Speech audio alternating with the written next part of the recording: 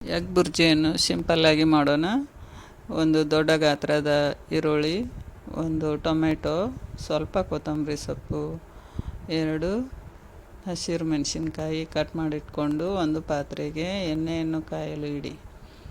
ಎಣ್ಣೆ ಕಾಯ್ದ ನಂತರ ಈರುಳ್ಳಿಯನ್ನು ಇದಕ್ಕೆ ಹಾಕಿ ಈರುಳ್ಳಿ ಕಂದು ಬಣ್ಣ ಬರೋವರೆಗೂ ಬಾಡಿಸಬೇಕು. ಇದು ಸ್ವಲ್ಪ ಹೀಗೆ ಕೆಂಪಾದ ನಂತರ ಇದಕ್ಕೆ ಹಸಿರು ಮೆಣಸಿನ್ಕಾಯಿ, ಅಲ್ಲ ಬೆಳ್ಳುಳ್ಳಿ ಪೇಸ್ಟ್, ಟೊಮೆಟೊ, ಕೊತ್ತಂಬರಿ ಎಲ್ಲವನ್ನು ಹಾಕಿ ಸ್ವಲ್ಪ ಬಾಡಿಸಬೇಕು. ಇದು ಎಲ್ಲ ಮಿಕ್ಸ್ ಆದ ನಂತರ ಸ್ವಲ್ಪ ಅರಿಶಿಣದ ಪುಡಿ, ಖಾರದ ಪುಡಿ, ಸ್ವಲ್ಪ ಗರಂ ಮಸಾಲ ಹಾಕಿ ಇದನ್ನು ಸಣ್ಣ ಉರಿಯಲ್ಲಿ ಬಾಡಿಸಬೇಕು. ನಂತರ 4 ತತ್ತೆಗಳನ್ನು ತೆಗೆದುಕೊಂಡು ಈ ರೀತಿ ಮಿಕ್ಸ್ ಮಾಡಿ ಇದಕ್ಕೆ ಸ್ವಲ್ಪ ರುಚಿಗೆ ತಕ್ಕಷ್ಟು ಉಪ್ಪು ಹಾಕಿ ಇದನ್ನು ಈ ಒಗ್ಗರಣೆಗೆ ಹಾಕಿ ಇದನ್ನು ಸಣ್ಣ ಉರಿಯಲ್ಲಿ ಈ ಥರ ಬೇಯಿಸ್ತಾ ಇರಬೇಕು.